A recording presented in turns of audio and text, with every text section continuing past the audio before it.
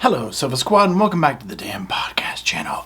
We're on the podcast channel, so make sure you're subscribed to this one if you're used to watching me in the other channel, and check out the description below for all the links to all my channels. If you like the vibe, make sure to subscribe. Now today it's going to be a little bit different. As you know, if you've been following me on this channel, we do like quick updates, that kind of thing. And this is going to kind of be like an update type situation, or like one of these like one-off headlines that we read. But pardon me, because this one is such an intricate like story article or whatever. This is a local North Carolina thing. And somehow I finagled my way into this. I can only access it on this phone because of the way like it's a pay site, that kind of thing or whatever. And so I can only do it on my phone. So I'm going to be holding my phone. Usually what I do is I'm reading them off my screen here on the computer. So basically I don't want y'all to think I'm being rude and like texting and all that kind of stuff. I'm reading the article from here, okay? So that's what we're going to do. Also, usually I'll talk about it afterwards, which I will during this. But also for this one, there's so much I want to say about it that I'm going to talk along the way as well. So there's that. Let's get started. Okay, so this is in the News and Observer. And this was written by Josh Schaefer. It was updated September 15th, 2022 at 3:10 p.m. And the title of it is Pastor Spent 8 years in Prison for a Crime He Didn't Commit. North Carolina Finally Admits Mistake. I actually read this earlier this morning and I was like, I had goosebumps all blubbery over this. I had never heard of this before, and it's heartbreaking, but it's also just, I mean, it's wild. So we're going to go through it together. Okay, so here we go. This took place in Winterville, North Carolina. So here we go. On Saturday night in 1993, a convenience store clerk in the tiny town of Winterville called police to report a robbery, telling officers he'd handed $281 to a nervous young black man in a hoodie.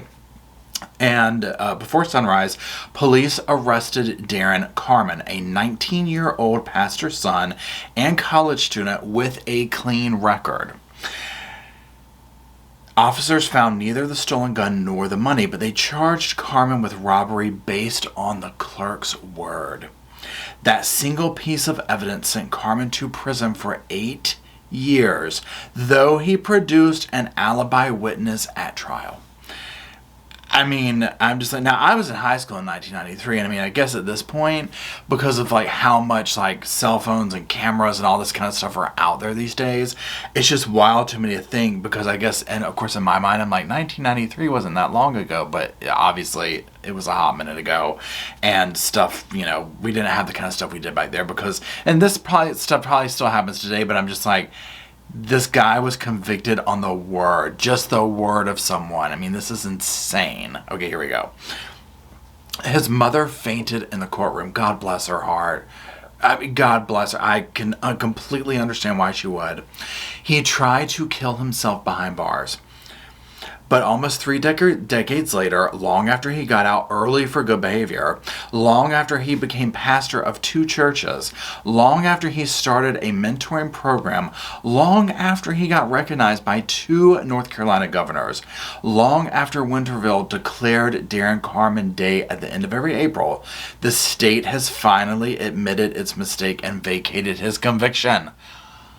Now, I'm going to say this. Thank God they did, right? Y'all, it took all that. I'm just like, they just now did this? This is insane. Okay, this is insane. Let's continue. Last year, court records show his lawyers discovered a set of finger and palm prints in a Winterville police file, which were never released to Carmen's attorneys. Those prints do not match Carmen's, meaning he was sentenced in spite of evidence that might have cleared him. Y'all, how often do we hear and see this type of stuff going on? This poor young man, I mean, obviously this is a grown man at this point. I'm speaking of this 19-year-old. God knows how afraid he was.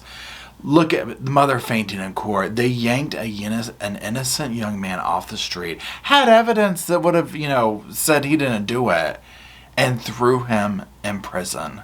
And somebody walked free over this. Let's continue. Most of all, I'm thankful, he said in an interview Wednesday. It's the one thing I ask God to do for me. Do I feel justice? I actually don't. They can't give me the time that they took. I mean, and I 100% get that. This is the thing, when they send people off, meaning whoever the justice system is and justice system, and they send innocent people off to prison, and this kind of stuff happens, it's, okay, let's give them some money, let's do this and that, and they still want to drag their feet to admit any wrong in this, and I'm not talking just about North Carolina either. This happens all the time. Okay, here we go. The next section is called He's Practically an Expert. Winterville, with a population just over 10,000, sits just south of Greenville in Pitt County. Carmen's attorney in Durham, Abraham Rupert Schewel, said he has already notified the town of a potential claim. Give this man anything he wants, right? Police Chief Ryan Willite referred a question to the town's attorney, Keene Lassiter, who said Thursday that none of the officers involved in 1993 are still employed by the town. I want to expect them to be, right? But that shouldn't matter. But again, I don't know how this works. Winterville just learned about the fingerprint evidence because it wasn't involved in any of the court hearings. He said he wasn't yet able to comment further. We're talking about almost 30 years ago, he said. We want to make sure we have all our information. Well, it's about damn time. My God, they want to dot their I's and cross their T's now, right? Anyways, Carmen describes growing up in a time when police routinely followed and watched black men, believing all to be potential criminals. He came from a family of pastors, and he was studying commercial arts at Pitt Community College. But that wouldn't have mattered, he said, to officers investigating a robbery. And I'm quoting, "To be honest, to be a black male at that time, that really, really played a big part," he said. "All you have to say is, they have Timberlands and a hoodie on." Carmen said he went to trial in 1993, confident he'd return home that day, being innocent of the crime and not knowing anything about it. But his attorney at the time admitted being unprepared for trial, according to court records, and gambled that Carmen's case wouldn't come up that week because it was the most recent of 3 he was juggling. The judge denied his motion to continue the case. You see this is coming from all directions, right? This is systemic here. This is all directions coming against him. More importantly, though, clerk Robert Thompson testified that he worked as a security consultant for Freshway convenience stores and was also a certified trainer for local fast food chains. He testified, an expert in robbery security and suspect identification, earning more than $1,000 a day. "This cost me a bunch of money to be tied up in this case, okay," he said from the witness stand, according to court records. "I have nothing at stake." Carmen's lawyer called only one of 3 alibi witnesses, court records said, and he failed to ask Thompson what his lawyers now consider crucial questions, including, was anybody at the gas pumps at the time of the robbery?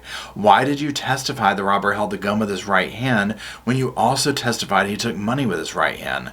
What kind of training did you receive and when? Then in closing arguments to jurors, Carmen's lawyer said they couldn't ask for any better witness than Mr. Thompson. He's practically an expert in identifying people. Really? Not long after he arrived in prison, Carmen began collecting pills from other inmates, keeping them in a cup. When he had enough, he swallowed them all, expecting to die.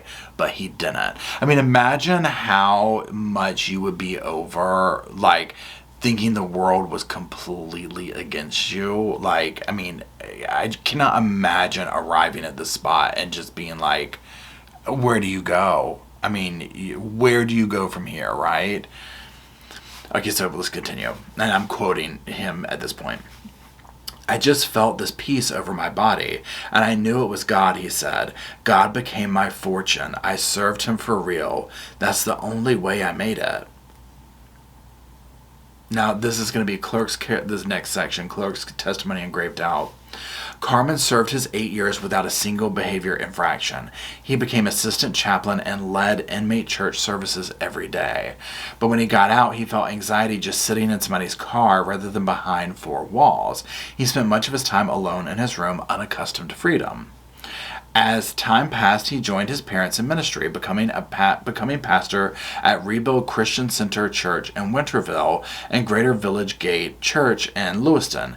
He adopted 5 children and started a pair of nonprofits, Sakona Mentoring and People Against Racism.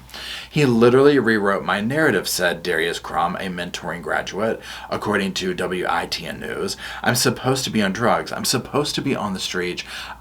I'm supposed to be a statistic. But because of this man, I'm not. I'm living proof that this program does work. I mean, that's just amazing. Absolutely amazing. It's like this man had something to give to this world, you know what I'm saying? And just through it all, right? I mean, imagine going through what he went through and being able to come out on the other side of that and still give back this of yourself. It's very, inspiring. Then in 2020, Robert Schul and a collection of post-conviction attorneys began to investigate his case, interviewing old witnesses. Most importantly, court records show they spoke with the former CEO of Freshway Stores, who could not recall his company ever hiring a security expert or providing any training in robbery prevention or suspect identification.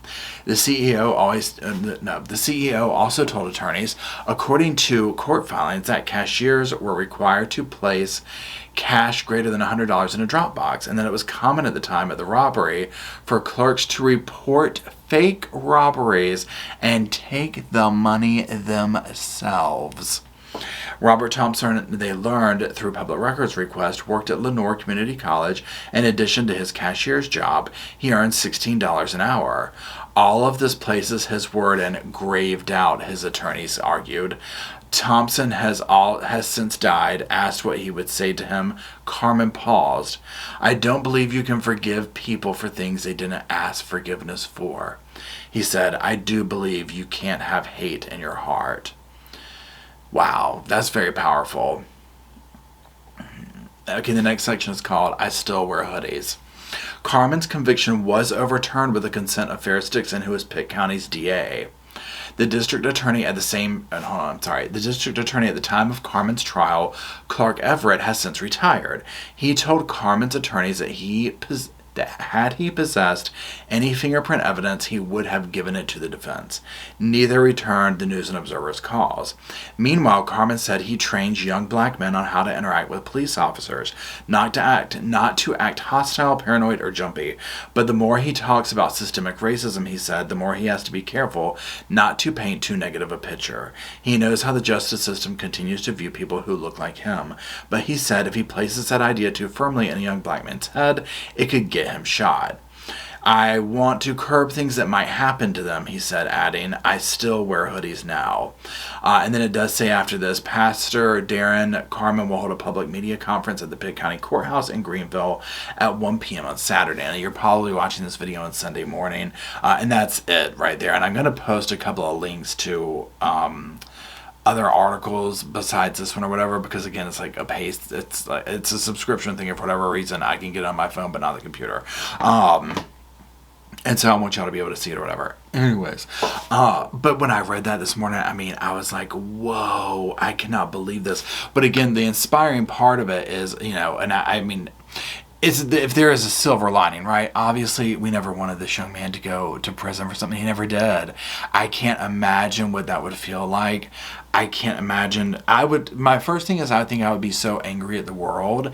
And so to see this guy coming out on the flip side of that and doing these, being a pastor, doing this, mentoring, teaching young men, doing all this kind of stuff, it just amazes me. Now, what also amazes me is that when we always see these mistakes made in the judicial system is how the system doesn't ever want to admit mistakes. It takes so much for that to happen. When they showed the timeline of this and that this is just like his name was just cleared, I was like, are you kidding me? Like, this is insane. This man has lived this entire lifetime of his with this hovering over him, like this defining type thing. Now, I'm not saying that he has chosen to let it define him, right? But this thing that could literally paint your life in a trajectory, and for many ways it would have to. I mean, you're going through with a criminal record, all these kind of things. So I just thought his story was very amazing. I wanted to come share it with y'all. And that's it. Let me know what you think down in the comment sections. And until we gather around the damn computer and the sofa, I'll see y'all soon.